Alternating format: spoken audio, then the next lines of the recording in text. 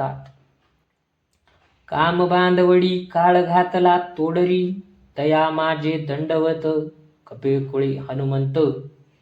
शरीर वज्रा ऐसे कवळी ब्रह्मांड जो पूछे, रामाच्या सेवका शरण आलो म्हणे तुका. कामाला बंदिवासात टाकले, काळाची वाताहत केली, त्या कपिकुळातील हनुमंतांना माझा नमस्कार असो. शरीर वज्राप्रमाणे कठीण झाले, आपल्या शिपटीचा वळसा घालून ब्रह्मांडाला कवळतो. तुकाराम महाराज म्हणतात, अशा वानर कुळातील रामाच्या सेवकाला माझा साष्टांग प्रणाम, ज्याला हनुमंताला मी शरण आलो आहे.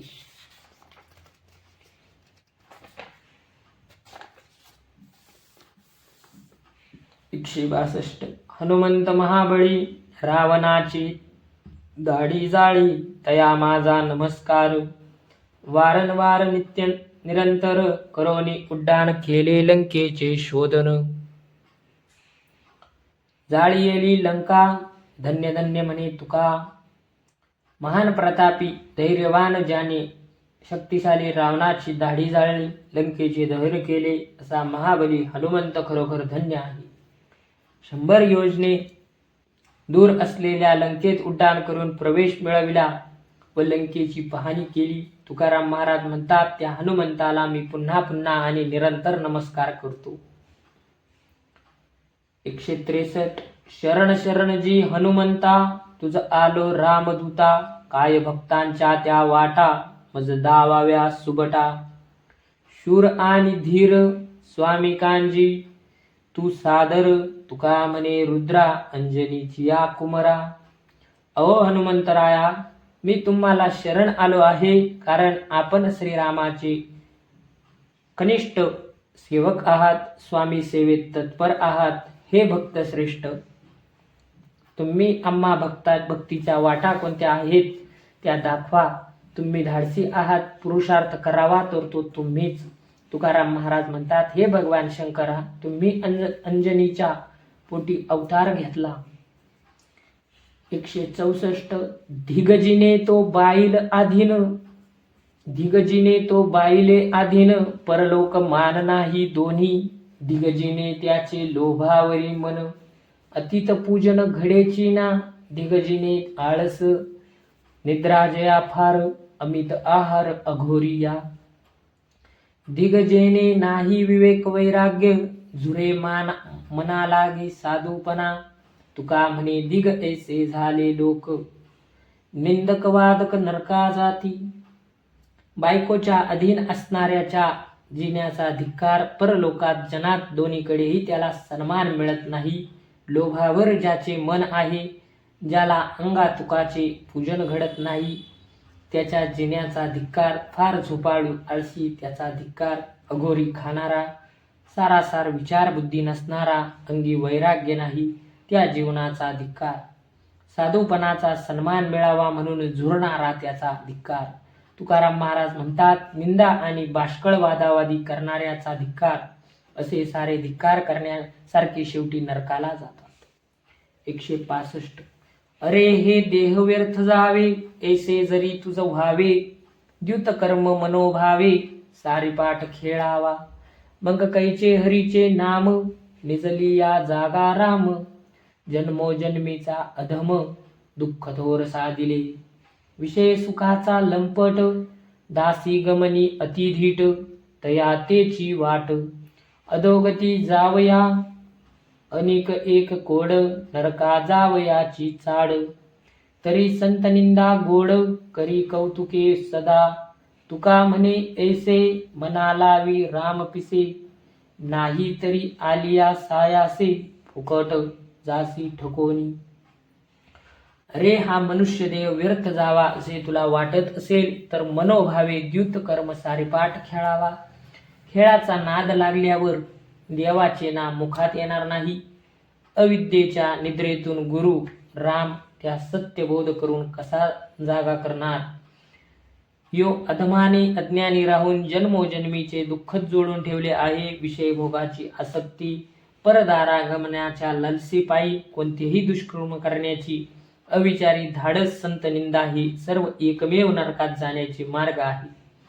तुकाराम महाराज म्हणतात, अशी सर्वनाशक करणारी कामे न करता रामनामाची आवड लावून घे. यामुळे तुझा जन्म सार्थकी लागेल, नाहीतर मोठ्या कष्टाने लाभलेला हा मनुष्य देह व्यर्थ जाईल. 166.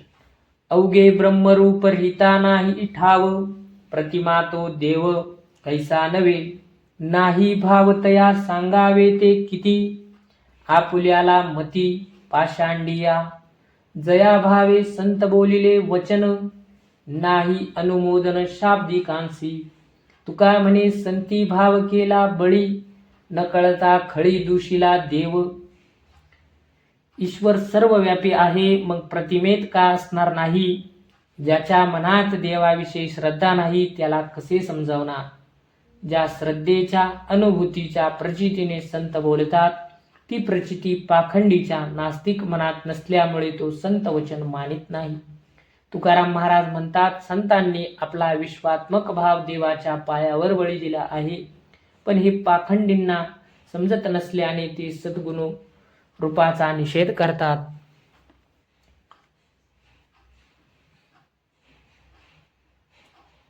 एक तटस्थ मानसी, एक सहजची आळसी. दोन्ही दिसती सारखी, वर्म जाणे तो पारखी. एक ध्यानी करीती जप, एक बैसुनी घेती झोप. एक सर्वस्वाचा त्याग, एका पोटासाठी जोग. एका भक्ती पोटासाठी, एका देवा सवे गांठी. वर्मपोटी एका, फळे दोन सांगे तुका.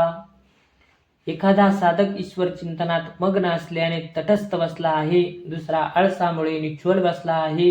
ही दोन्ही माणसे वरून एकसारखी दिसतात, परंतु त्यांच्या अंतःकरणातील फरक ज्ञानी लोक ओळखतात. एक साधक डोळे मिटून समाधी अवस्थेत जातो, दुसरा झोप अनावर झाल्याने डोळे मिटून निश्चल बसतो. काही साधक वैराग्य प्राप्त झाले म्हणून साधू वेश घेतात, तर काही पोट भरण्याची कला म्हणून साधूचा वेश घेतात. एकाची भक्ती पोट भरण्यासाठी असते, तर दुसऱ्याची भक्त सच्चिदानंद प्राप्तीसाठी असते. तुकाराम महाराज म्हणतात, बाह्य वेशावरून हे सारखे दिसत असले तरी तज्ज्ञाला दोघांतील फरक सहज कळतो. त्या दोघांनाही त्याची फळी वेगवेगळी मिळतात. काय कळे बापा, काय कळे बाळा. बाप सदैव दुबळा, आहे नाही हे न कळे. हाती काय कोण्या वेळी, देखिले ते दिष्टी. मागे घालून या मिठी, तुका म्हणे भावे. माझे मज समजावे. आपला पिता धनवान आहे की निर्धन आहे हे त्याच्या लेकराला कळत नसते. आपण मागतो ती वस्तू आपल्याला कोणत्या वेळी देणे त्याला शक्य आहे किंवा नाही हे त्याला कळत नाही. दुसऱ्याकडे खेळणे पाहिले की पित्याला मिठी मारून मागणे एवढेच त्याला कळते. तुकाराम महाराज म्हणतात, अशा निरागस बालकाप्रमाणे माझी स्थिती आहे. तेव्हा देवा तुम्ही येऊन माझी समजूत काढा. 169. भजन घाली भोगावरी, अकर्तव्य मनी धरी. दिगत्याचे साधूपण, विटाळूनी वर्ते मन. नाही वैराग्याचा लेश, अर्थचाड जीवी आस. हे ना तैसे झाले, तुका म्हणे वाया गेले. भगवंतांचे भजन चिंतन माझ्या नशिबात लिहिलेले नाही, म्हणून संसाराची आसक्ती ठेवतो. न कर्माचा अर्थ कर्तव्य असा करतो. द्रव्य प्राप्तीची इच्छा, तृष्णा नष्ट होण्याच्या दृष्टीने वैराग्याचा लवलेशही याच्या वृत्तीमध्ये नाही. पाप वासनेने विटाळलेले याचे मन अभद्र आहे, याच्या साधूपणाचा धिक्कार असतो. तुकाराम महाराज म्हणतात, हरिभक्त न घडल्याने त्याची आवड निर्माण झाली नाही, परमार्थ साधला नाही. आसक्ती न गेल्याने संसारातही समाधान नाही. 170. एकादशीस अन्नपान, जे नर करीती भोजन. श्वान विष्टे समान, अधमजनते एक. एका व्रताचे महिमान, नेमे आचरती जन. गाती एकती हरिकीर्तन, ते समान विष्णूंसी. अशुद्ध विटाळसीचे खळ, विडा भक्षिता तांबूल. सापडे सबळ, काळा हाती न सुटे. सेजबाज विलास भोग, करीती कामिनींचा संग. तया जोडे क्षयरोग, जन्मव्याधी बळीवंत. आपण नवजे हरिकीर्तना, आनिका वारी जाता कोणा, त्याच्या पापे जाना, ठेंगना तो महामेरू, तया दंडी यमदूत, झाले तयाचे अंकित, तुका म्हणे व्रत एकादशी चुकलिया. एकादशीच्या दिवशी विडा भक्षणापासून सर्व विलासाचा त्याग सांगताना महाराज म्हणतात, एकादशीच्या दिवशी जे भोजन करतात, वारंवार पाणी पितात, ते अन्न नव्हे तर कुत्र्याची विष्ठा खाल्ल्याप्रमाणे आहे. मात्र जे लोक एकादशी व्रत करतात, त्या दिवशी हरिकीर्तन करतात, ते विष्णू समान आहे. एकादशी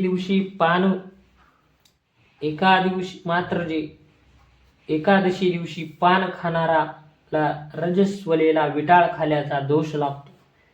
एकादशी दिवशी जो मऊ गादीवर स्त्रियांचा भोग घेतो, सुगंधी वस्तूंचा उपभोग घेतो, त्याला क्षयरोग, महारोग, असाध्य अशी मृत्यूपर्यंत यातना देणारी व्याधी जडेल. एकादशी दिवशी स्वतः हरिकीर्तनाला जात नाही, दुसऱ्याला विरोध करतो, त्याच्या पापराशी मेरू पर्वतापेक्षा मोठ्या होता. तुकाराम महाराज म्हणतात, एकादशी व्रत न करणारे मृत्यूनंतर यमदूताच्या हाती सापडतात, तेव्हा भयंकर शिक्षेला पात्र होतात. असे नीच वृत्तीचे लोक काळाचे भक्ष होतात. 171. करविता व्रत अर्थ पुण्य लाभे, मोडविता दोघे नरका जाती, शुद्ध बुद्धी होय दोघा अने एक मान, चोरासवे कोण जीवे राखी, आपुले देऊनी आपुलाची घात, न करावा थित जानोनिया, देवोनिया वेच धाडी वाराणसी, नेदावे चोरासी चंद्रबळ, तुका म्हणे तप तीर्थव्रत याग, भक्ती हे मार्ग मोडू नये. एखाद्या भाविकाने दुसऱ्याकडून एकादशी व्रताचे महात्म्य सांगून व्रत करून घेतले तर तो अर्ध्या पुण्याचा भागीदार होतो. पण हे व्रत भंग झाले तर दोघेही नरकात पडतात. शुद्ध बुद्धीच्या माणसाबरोबर केलेली मैत्री सन्मान मिळवून देते. चोराबरोबर केलेली मैत्री चोराबरोबर त्यालाही शासनाला कारण होते. जवळचे सर्वस्व देऊन आपण बुडणार आहोत हे लक्षात आले तर आपले कल्याण कशात आहे हे समजून घ्यावे. सज्जन शुद्ध बुद्धीच्या माणसाला आपल्या जवळचे द्रव्य देऊन काशी यात्रेला पाठवावे, परंतु चोराला चौर्य कर्मात सहाय्य करू नये. तुकाराम महाराज म्हणतात, तप तीर्थ व्रत यज्ञ भक्ती हे वैदिक मार्ग मोडू नयेत. 172. इनामाची भरली पेट, वाहती दाट मार्ग, अवघेची एकी वान, अवघेची शकुन लाभाची, अडचणी केल्या दुरी, देण्या उरी घेण्याच्या, तुका म्हणे जोडी झाली ते आपुली आपणा. विठुरायाची पंढरी ही त्याच्या भक्तांना दिलेली इनामपेठ आहे. भक्ताच्या गर्दीमुळे या नगरीतील सर्व मार्गावर भक्तांची दाटी आहे. चारही पुरुषार्थाच्या वस्तू विक्रीसाठी येतात. त्या मालाचा आपल्याला लाभ होणार याचे शुभ शकुन दिसू लागले आहे. येथे मालाच्या खरेदी विक्रीच्या व्यवहारातील अडचणी दूर झाल्या, त्यामुळे माल मिळणे सोपे झाले आहे. तुकाराम महाराज म्हणतात, पंढरी पेठेत येणाऱ्या भक्तांना आपल्या आत्मस्वरूपाचा आपोआप लाभ होतो. 173. वेदाचे गव्हर न कळे पाठका, अधिकार लोकांनाही एर, विठोबाचे नाम सुलभ सोपारी, तारी एकसरे भवसिंधू, जाणत्या असाध्य मंत्रतंत्र काळ, एरतो समूळ मूढ लोक, तुका म्हणे विधी निषेध लोपला, उच्छेद या झाला मार्गाचा. वेद पाठकाला जर वेदातील तात्पर्य कळत नाही, मग इतर अनाधिकाऱ्यांना ते कसे कळणार? वेद मुळात अवघड आहे, पण विठोबाचे नाम कोणासही घेणे सुलभ आहे. नामधारकाला भवसिंधू पार करणारे आहे. जाणते लोक तंत्र मंत्र काळ वेळ यामागे लागतात, परंतु त्यांनाही ते असाध्य आहे. मग जे अजाणते लोक आहेत त्यांना तर यातील काही माहिती नसते. तुकाराम महाराज म्हणतात, अशा अवस्थेत नामाशिवाय अन्य पर्याय राहिला नाही. 174. विधीने सेवन, विषय त्यागाते समान, मुख्य धर्म देवचित्ती आदि अवसानी अंती बहु अतिशय खोटा तर्के होती बहुवाटा तुका म्हणे भावे कृपा करी जेते देवी.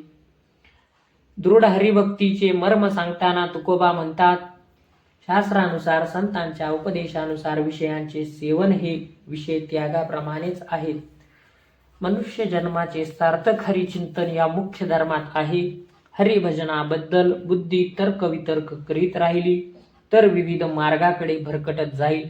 तुकाराम महाराज म्हणतात, हरिभजनाबद्दल श्रद्धा ठेवली तर हरीची कृपा होईल. 175. येथीची या अलंकारे काय खरे पूजन वैकुंठीच्या लावू वाटा सर्व साठा ते ठाई. येथीची या नाशिवंते काय रीते चाळवू तुका म्हणे वैष्णवजन माझे गण समुदाय. या नाशवंत जगातील खोट्या आभूषणाने केलेले पूजन खरे पूजन नाही. वैकुंठाच्या वाटेवर तेथे सर्व प्रकारच्या सुखाची साठवण आहे. या नाशवंत जगातील सर्व सुखे क्षणभंगूर आहेत. असे असताना मुद्दाम त्या सुखाकडे तुम्हाला मोहवश करून फसविणे योग्य आहे का? तुकाराम महाराज म्हणतात, वैष्णवजन माझे आवडते गुण समुदाय आहेत. 176.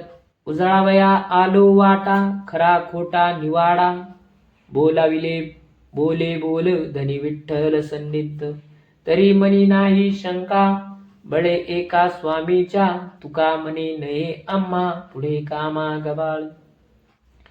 तुकोबा आपल्या कार्याचे प्रयोजन सांगतात. कृपानिधी संतांनी भक्तीचा जो राजमार्ग दाखविला तो झाडून स्वच्छ करण्यासाठी आणि खरे काय खोटे काय याचा निवाडा करण्यासाठी मी वैकुंठातून आलो.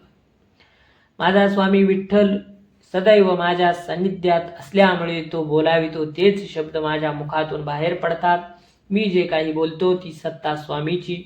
या प्रमाणाविषयी कोणी मुळीच शंका बाळगू नये. तुकाराम महाराज म्हणतात, इथून पुढे कोणतीही गबाळ साधने आम्ही खपवून घेणार नाहीत.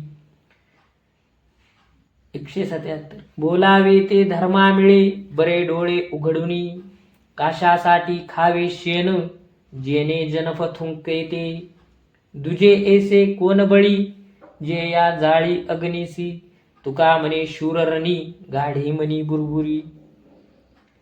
नेहमी संयमाने विचारपूर्वक बोलावे तेच आपल्या हिताचे आहे. हे सांगताना महाराज म्हणतात, आपल्याला जे बोलायचे ते धर्माला अनुकूल आहे की नाही हे नीट डोळे उघडून पाहावे.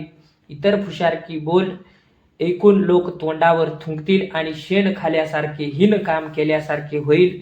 एका व्यक्तीपेक्षा जनसमूहाचे सामर्थ्य अधिक असते. त्यामुळे एक व्यक्ती समाजरूपी अग्नीला जाळू शकणार नाही, विरोध करू शकणार नाही. तुकाराम महाराज म्हणतात, अशा सत्यप्रेमाने बोलणारा माणूस रणांगणावरील शूरवीराप्रमाणे असतो आणि बित्रा माणूस मनामध्ये नाना प्रकारच्या शंका निर्माण करतो व चिंता करीत स्वतःशीच बोलत असतो.